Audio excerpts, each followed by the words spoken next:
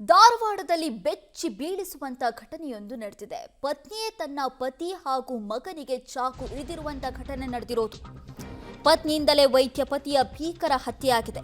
ಅಷ್ಟಕ್ಕೂ ಈ ಘಟನೆ ನಡೆದಿರುವಂತದ್ದು ಧಾರವಾಡದ ರಂಕಾಸ್ಟೆಲ್ಲೋ ಅಪಾರ್ಟ್ಮೆಂಟ್ನಲ್ಲಿ. ಖಾಸಗಿ ಆಸ್ಪತ್ರೆಯ ವೈದ್ಯರಾಗಿದ್ರು ಡಾಕ್ಟರ್ ಕಿರಣ್ ಹೊನ್ನಣ್ಣವರ್. ಇವರ ಮೇಲೆ ಪತ್ನಿ ಪ್ರಿಯಾಂಕಾ ಅಟ್ಯಾಕ್ ಮಾಡಿರೋದು.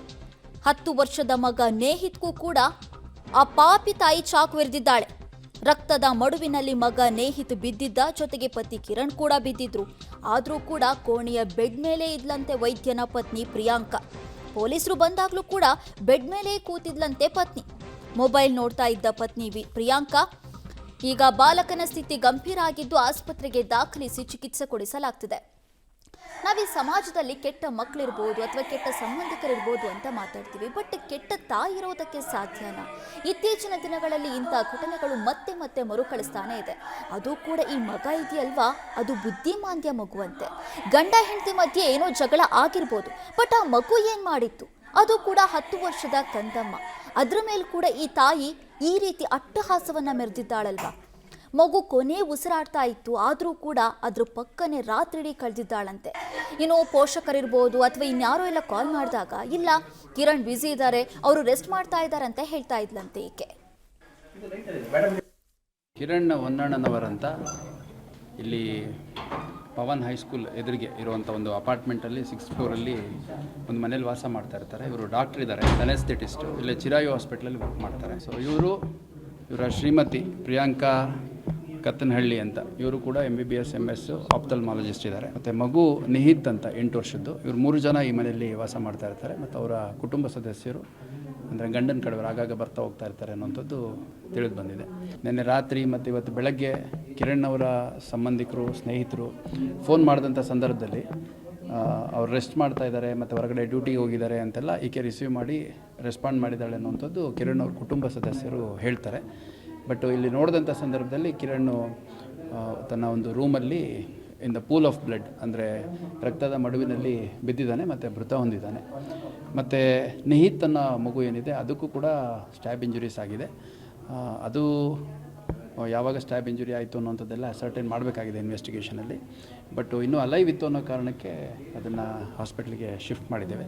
ಇನ್ಸಿಡೆಂಟ್ ಯಾವಾಗ ಆಯಿತು, ಯಾವ ಕಾರಣಕ್ಕಾಯಿತು, ಮತ್ತು ಇದ್ದದ್ದು 3 ಜನ, ಗಂಡ ಹೆಂಡತಿ ಮಗು. ಹೊರಗಡೆ ಇಂದ ಯಾರು ಬಂದಿರೋದಾಗಲಿ ಆ ಥರದ್ದು ಯಾವುದೂ ಆಗಿಲ್ಲ. ಯಾರ್ಯಾರಿಗೆ ಫೋನ್ ಎತ್ತು ಲಗ್ನ ರೀ, ನಾವು ನೋಡಕ್ಕೆ ಬಂದು ಗಾಡಿ ಮಾಡೋದು ಬಂದು ಹಿಂಗೆ ಅದನ್ನಾಗೈತಿ ರೀ. ಒಳಗೆ ಬಂದು ಒಟ್ಟು ಬಗಲ ತೆಗಿವಲ್ರಿ, ನೋಡೋಕೆ ಎಲ್ಲ ರಗತ್ತಾಗಿ ಕಿರಣ್ ಸರ್ ನಮ್ಮ ಅವರೇ ಮಳೆ 15 ವರ್ಷ. ಅಲ್ಲ, ಎಂಥ ತಾಯಿ ಇರ್ಬೋದು ಈಕೆ ಅಂತ. ತಾಯಿಯಲ್ಲ ಈಕೆ, ಪಾಪಿ ತಾಯಿ ಅಂತ ಹೇಳಬೇಕು. ಯಾಕಂದರೆ ಆ 10 ವರ್ಷದ ಮಗನನ್ನ ಚಾಕುವಿನಿಂದ ಚುಚ್ಚಿ ಕೊಲೆ ಮಾಡೋದಕ್ಕೆ ನೋಡಿದಾಳಲ್ವ. ಗಂಡ ಹೆಂಡತಿ ಮಧ್ಯೆ ಏನೇ ಮನಸ್ತಾಪ ಇರಲಿ, ಬಟ್ ಆ ಮಗು ಏನು ಮಾಡಿತ್ತು? ಈಗ ಬರ್ತಾ ಇರುವಂಥ ಪ್ರಶ್ನೆ ಅದು. ರಕ್ತದ ಮಡುವಿನಲ್ಲಿ ಬಿದ್ದಿದ್ದ ಬಾಲಕ ನೇಹಿತ್, 8 ವರ್ಷದ ಬಾಲಕ ನೇಹಿತ್ ಉಸಿರಾಡ್ತಾ ಇದ್ನಂತೆ. ಪೊಲೀಸರು ಹೋಗಿ ನೋಡ್ತಾ ಸ್ವತಃ ಕಮಿಷನರ್ ಬಾಲಕನನ್ನ ಎತ್ಕೊಂಡು ಆಸ್ಪತ್ರೆಗೆ ರವಾನೆ ಮಾಡಿದ್ದಾರೆ ಅನ್ನುವ ಮಾಹಿತಿ ಸಿಗ್ತಾ ಇದೆ. ಈಗ ಸಾವು ಬದುಕಿನ ಮಧ್ಯೆ ಬಾಲಕ ಹೋರಾಟ ಮಾಡ್ತಾ ಇದ್ದಾನೆ. ಅದೇ 8 ವರ್ಷದ ಮಗ ನೇಹಿತಿದ್ದಾನಲ್ವಾ, ಆತ ಬುದ್ಧಿಮಾಂದ್ಯ ಅನ್ನುವ ಮಾಹಿತಿ ಸಿಗ್ತಾ ಇದೆ. ಆತನಿಗೂ ಕೂಡ ಈಕೆ ಚಾಕುವಿನಿಂದ ಇರಿದಿದ್ದಾಳೆ. ಈಗ ನಮಗೆ ಸಿಗ್ತಾ ಇರುವ ಇನ್ಫಾರ್ಮೇಶನ್ ಪ್ರಕಾರ ರಾತ್ರಿ ಮಲಗಿದ್ದಾಗ, ಅಂದ್ರೆ ಗಲಾಟೆ ಮಾಡ್ಕೊಂಡಿದ್ದಾರೆ, ಆಮೇಲೆ ಹೋಗಿ ಮಲ್ಕೊಂಡಿದ್ದಾರೆ. ಮಲಗಿದ್ದಾಗ ಇಬ್ರು ಮೇಲೂ ಕೂಡ ಈಕೆ ಅಟ್ಯಾಕ್ ಮಾಡಿರ್ಬೋದು ಅನ್ನೋದು ಈಗ ಸಿಗ್ತಾ ಇರೋ ಇನ್ಫಾರ್ಮೇಶನ್. ಆ ಮಗ ನೇಹಿತ್ ಮೇಲೂ ಕೂಡ ಅಟ್ಯಾಕ್ ಮಾಡಿದಾಳೆ. ಆ ಮಗ ಕೊನೆ ಉಸಿರು ಎಳಿತಾ ಇತ್ತು. ಬಟ್ ಆದ್ರೂ ಕೂಡ ಈಕೆ ಪಕ್ಕದಲ್ಲಿ ಕೂತ್ಕೊಂಡು ಮೊಬೈಲ್ ಅನ್ನ ನೋಡ್ತಾ ಇದ್ಲಂತೆ. ಸೊ ಆಕೆ ಮೆಂಟಾಲಿಟಿ ಯಾವ ರೀತಿ ಇರ್ಬೋದು? ಒಬ್ಬ ತಾಯಿ ಈ ರೀತಿಯಲ್ಲಿ ಆಗೋದಕ್ಕೆ ಸಾಧ್ಯನಾ ಅನ್ನುವಂಥ ಪ್ರಶ್ನೆ. ಏನೂ ನಡೆದಿಲ್ಲ ಅನ್ನೋ ಹಾಗೆ ಮೊಬೈಲ್ ಅನ್ನ ಸ್ಕ್ರೋಲ್ ಮಾಡ್ತಾ ಕೂತಿದ್ಲಂತೆ ತಾಯಿ ಪ್ರಿಯಾಂಕಾ.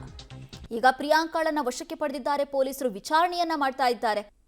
ಎಸ್, ನಾವು ವಿಜುವಲ್ಸ್ ನೋಡ್ತಾ ಇದ್ದೀವಲ್ವಾ, ಕೂತಿದ್ದಳು ನೋಡಿ ಆ ಬೆಡ್ ಮೇಲೆ, ಆಕೆನೇ ತಾಯಿ ಪ್ರಿಯಾಂಕಾ. ಅದೇ ಮನೆಯಲ್ಲಿ ರಂಕಾಸ್ಟೆಲ್ಲೋ ಅನ್ನೋ ಅಪಾರ್ಟ್ಮೆಂಟ್ನಲ್ಲಿ ಈ ಕೊಲೆ ನಡೆದಿರೋದು. ಅದೇ ಅಪಾರ್ಟ್ಮೆಂಟ್ನ ಬೆಡ್ರೂಮ್ ಅಲ್ಲಿ ಆಕೆ ಏನು ಆಗೇ ಇಲ್ಲ ಅನ್ನೋ ಹಾಗೆ ಕೂತಿದ್ದಾಳೆ. ಈಗ ಪೋಷಕರು ಬಂದೆಲ್ಲ ನೋಡಿದ್ರು, ಆಗ್ಲೂ ಕೂಡ ಆಕೆ ಏನು ರೆಸ್ಪಾನ್ಸ್ ಮಾಡಿಲ್ಲ. ಪೊಲೀಸರು ಬಂದಾಗ್ಲೂ ಕೂಡ ಅದೇ ರೀತಿ ಕೂತಿದ್ಲಂತೆ. ಈ ಬಗ್ಗೆ ಮತ್ತಷ್ಟು ಇನ್ಫಾರ್ಮೇಶನ್ ಅನ್ನ ಕೊಡ್ತಾರೆ ನಮ್ಮ ಪ್ರತಿನಿಧಿ ಜಾವಿದ್. ನಮ್ಮ ಜೊತೆ ಸಂಪರ್ಕದಲ್ಲಿದ್ದಾರೆ. ಜಾವಿದ್, ಇದು ಬಹಳ ವಿಚಿತ್ರವಾಗಿದೆ ಈ ಒಂದು ಘಟನೆ. ಆ ಮಗು ಏನ್ ಮಾಡಿತ್ತಂತೆ ಆಕೆಗೆ? ಆ ಮಗುನ ಯಾಕೆ ಸಾಯಿಸೋದಕ್ಕೆ ನೋಡಿದ್ಲು? ಅಷ್ಟಕ್ಕೂ ಈ ಘಟನೆಗೆ ಕಾರಣ ಏನು ಜಾವಿದ್? ನಿಜ ನಯನ, ಕಳೆದ ರಾತ್ರಿನೇ ಈ ಒಂದು ಏನಂತ ಹೇಳಿದ್ರೆ ಘಟನೆ ನಡೆದಿರುವಂತದ್ದು ಪೊಲೀಸ್ ಇಲಾಖೆ ಹೇಳ್ತಾ ಇದೆ. ಕೌಟುಂಬಿಕ ಕಲಹದ ಹಿನ್ನೆಲೆ ಈ ಏನು ಪ್ರಿಯಾಂಕಾ ಇದ್ದಾಳೆ, ಅವಳು ತನ್ನ ಪತಿ ಮತ್ತು ಮಗು ಮೇಲೆ ಏನಂತ ಹೇಳಿದ್ರೆ ದಾಳಿ ಮಾಡಿರೋ ಸಾಧ್ಯತೆ ಹೆಚ್ಚಾಗಿರುವಂತದ್ದು. ಯಾಕಂತ ಹೇಳಿದ್ರೆ ಮನೆಯಲ್ಲಿ ಇರೋದೇ ಪತಿ ಪತ್ನಿ ಮತ್ತು ಮಗು ಅನ್ನುವಂತ ಮಾಹಿತಿಯನ್ನ ಪೊಲೀಸರು ಕೊಡ್ತಾ ಇದ್ದಾರೆ.